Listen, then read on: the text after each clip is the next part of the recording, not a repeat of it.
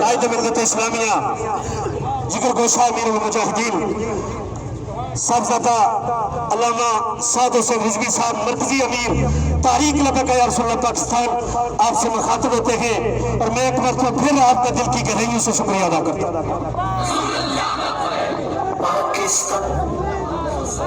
بسم اللہ الرحمن الرحیم۔ تقریر کا بھی وقت نہیں ہے، لیکن ہم نے اپنا جذبات کا بھی اظہار کرنا ہے اور اپنے عمل کا بھی اظہار کرنا ہے۔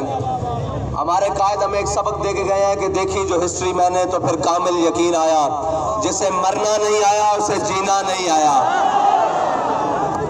بابا ہمیں روکتے ہو، دھمکیاں دیتے ہو کہ کوہالے پل سے نہیں آنے دیں گے۔ جس کے تم پیروکار ہو نا نواز شریف، کبھی جا کے وہ بھی دیکھنا پاکستان میں وزیر اعظم ہوا کرتا تھا، اس کو پاکستان میں اب جگہ نہیں ملتی۔ لبیک والوں کی تاریخ ذرا اٹھا کے دیکھ لو، اگر تمہیں کوئی غلط فہمی ہے نا لبیک والوں کی تاریخ اٹھا کے دیکھ لو۔ یہ جو سارے بچے جمہورے آئے بیٹھے ہیں ان سے پوچھ لینا کہ لبیک والے کون ہوتے ہیں۔ جب ایسے ہاتھ بلند کرتے ہیں نا تو پھر ہاتھوں میں استعفے لے لیتے ہیں۔ یہ کوئی اور تم کہتے ہو کوہالے پل نہیں آنے دیں گے، آنے والے الیکشن میں تمہیں تمہاری ساری سیاست کوہالے پل سے نیچے پھینک دیں گے۔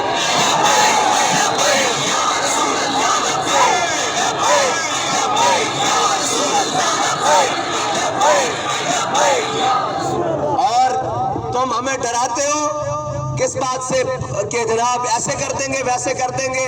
تمہاری ساری مشینریاں، تمہارے باپ جو کبھی بیٹھا کرتے تھے اسلام آباد میں، ہم ان سے ٹکر لے چکے ہیں۔ یہ سینے کو ہم نے جناب وہ صرف صابن من لے کے نہیں رکھے ہوئے، اس پہ گولیاں بھی کھائی ہیں، اس پہ جناب شیل بھی کھائے ہیں۔